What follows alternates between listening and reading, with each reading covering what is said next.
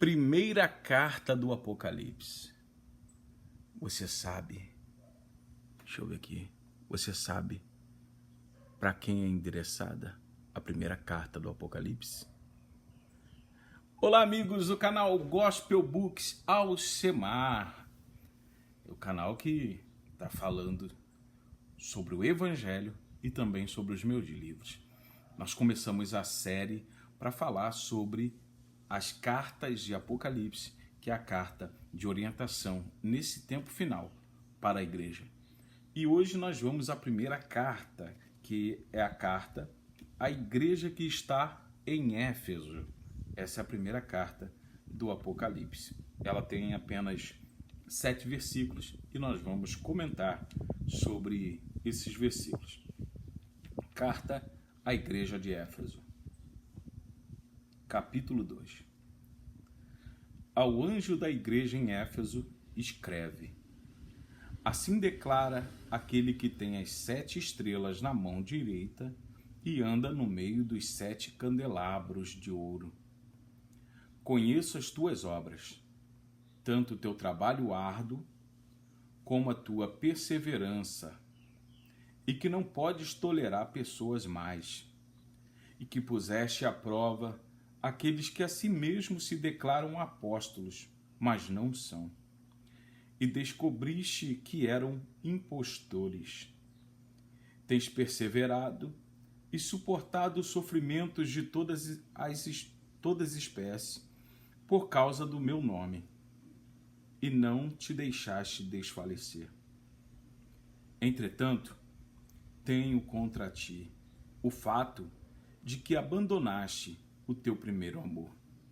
Recorda-te, pois, de onde caíste, e arrepende-te, e volta à prática das primeiras obras. Porquanto, se não te arrependeres, em breve virei contra ti, e tirarei o teu candelabro do seu lugar. Tens, contudo, a teu favor que odeia as práticas dos nicolaítas, as quais eu também odeio. Quem tem ouvidos, compreenda o que o Espírito declara às igrejas.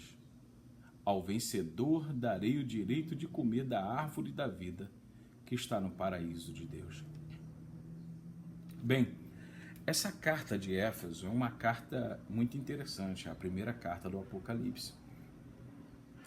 E ele vai fazer a questão de salientar algumas coisas já do que ele disse na introdução. Ele declara que ele é aquele que tem as 7 estrelas na mão, Jesus, que fala com João na introdução. Ele vai dizendo que ele é aquele que tem as 7 estrelas na sua mão direita e anda no meio dos 7 candelabros de ouro. Ele está dizendo que, lembra, as estrelas são os anjos da igreja. E eu já disse para você que os anjos dessas igrejas são os pastores. E vai dizer que todos eles estão na mão de Jesus, na mão direita. A Bíblia, quando fala direita, ela está falando favor. Então ele está falando de um tempo favorável. Quem está na mão de Deus está recebendo favor de Deus, bênçãos de Deus. Nós estamos vivendo um tempo da graça, e os pastores estão nesse tempo da graça, o tempo favorável de Deus. E diz que todos eles estão nas mãos de Deus.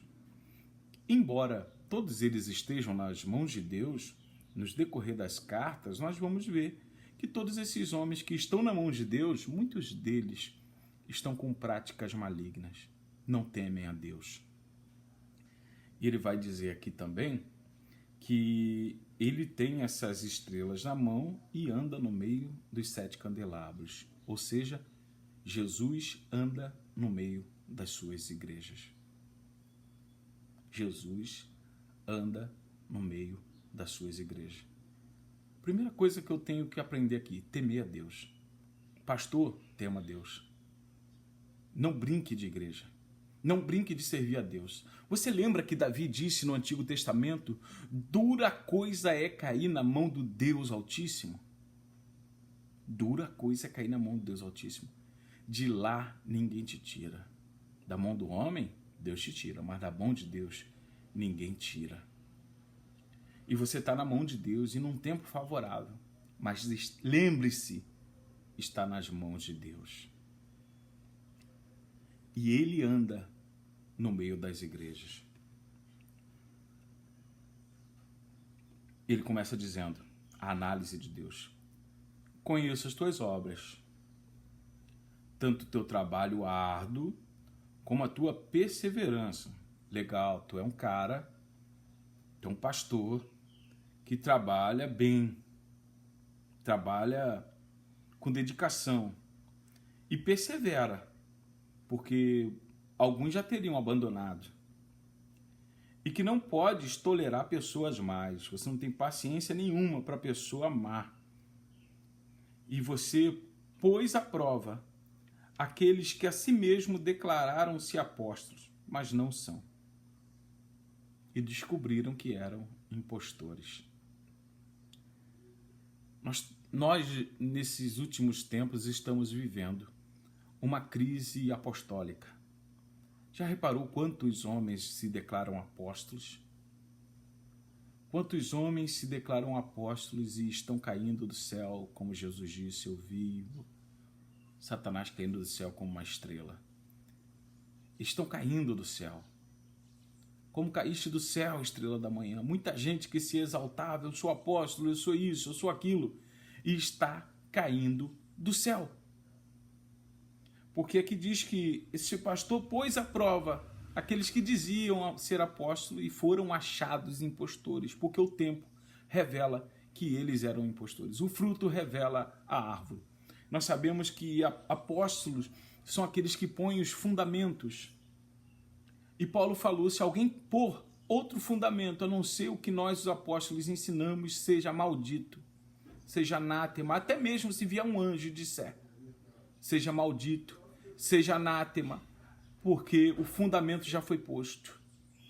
E muitos se dizem ser apóstolos e não são. Muitos se declaram ser e não são, e estão caindo do céu, porque estão sendo postos à prova e estão descobrindo que eles são impostores. Também ele diz, tem perseverado e suportado sofrimentos de toda espécie por causa do meu nome, e não deixaste desfalecer. Ele está dizendo, você é um cara lutador. Vocês têm suportado, perseverado e suportado sofrimento de toda espécie por causa do meu nome. E não deixaste desfalecer. Naquela época, carregar o nome de Jesus era uma blasfêmia social. Carregar o nome de Jesus e assumir uma prática cristã era assumir uma prática suicida, onde as pessoas zombavam e as pessoas tentavam matar a todo momento quem era daquele espectro. E o interessante nessa história é que mesmo essa pessoa sendo esforçada, mesmo Jesus passeando no meio dessa igreja, ele detectou algumas coisas erradas dentro dessa igreja. Que coisas erradas eram essas? Ele diz, entretanto, tenho contra ti o fato de que abandonaste o teu primeiro amor. Gente, é possível carregar o nome de igreja e perder o propósito. É possível carregar o nome de igreja, de pastor, e perder a noção de que é ser um pastor. É possível carregar o nome de igreja e estar atolado numa lama moral. Porque ele está dizendo aqui, eu tenho contra ti o fato de que deixasse o primeiro amor. Isso aqui é uma acusação muito grave. Isso aqui é uma acusação muito pesada.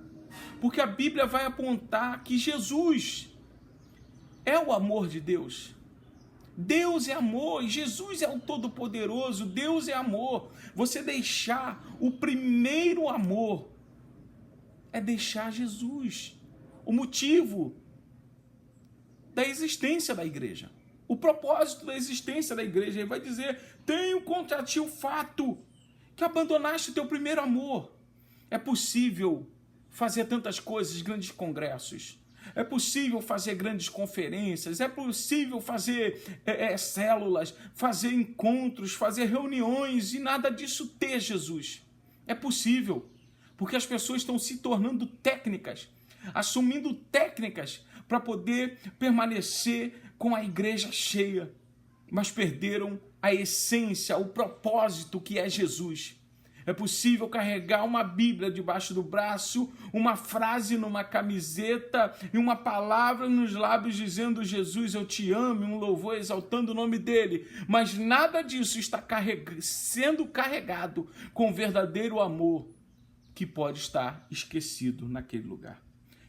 É Deus dizendo para esse pastor, eu tenho contra ti o fato de que me abandonou, de que abandonou Jesus, o propósito, a essência. Lembra, recorda-te de onde caiu e arrependa-te. Veja, o fato de você ser um religioso, o fato de você ser um visionário, o fato de você ser uma mega estrela, revela que você já caiu. Não é porque você tem um título de pastor que você está de pé. Você está na mão de Deus. Mas já está caído. Já está caído, já está afastado. Lembra, recorda qual foi o momento que você perdeu isso. Recorda qual foi o momento que você perdeu a essência, a identidade de discípulo de Jesus, de filho de Jesus. Recorda de onde caiu e se arrependa. E volta à prática das primeiras obras, porque quem tem Jesus pratica as primeiras obras.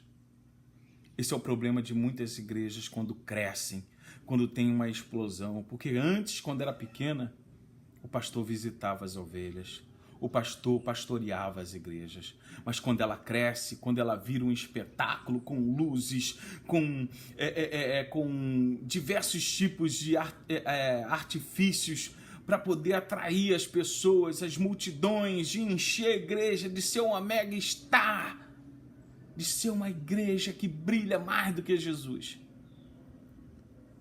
Quando se perde nessas coisas, se perdeu de tudo. Quando deixa de ter cuidado com as pessoas, perderam tudo. Volta às primeiras práticas, as primeiras obras, aquelas que cansavam. Sabe aquelas obras que cansavam? Sabe aquelas obras que te deixavam exaustos? Sabe essa obra? É aquela. Volta. Volta a essa obra. Lembra de onde caiu e arrependa-se. Porquanto, se não te arrependeres, em breve virei contra ti e tirarei o teu candelabro. Se arrependa, pastor. Se arrependa, anjo. Se arrependa. Volta às primeiras práticas. Traz à igreja a essência de novo. Tira a igreja do lucro. Tira a igreja do lucro e põe a igreja aos pés de Cristo. Tira a igreja do lucro e põe a igreja aos pés de Cristo. Volta, porque se não voltar, ele vai vir a ti. Jesus vai te visitar. Jesus vai te visitar. E ele vai tirar a igreja da sua mão e porá na mão de alguém que ouve ele, que não perdeu a essência de Jesus, que não perdeu o propósito, o motivo. Mas, embora isso tudo, você tem uma coisa boa, o quê? Você tem ao seu favor que você odeia a prática dos nicolaítas, que eu também odeio. Deus está dizendo, embora isso tudo que você perdeu, você tem uma coisa, você odeia uma prática que eu odeio, que é a dos nicolaítas. Vamos pedir aqui uma ajuda ao nosso amigo Inteligência Artificial, e ele vai dizer para a gente quais são as práticas dos nicolaítas, para facilitar.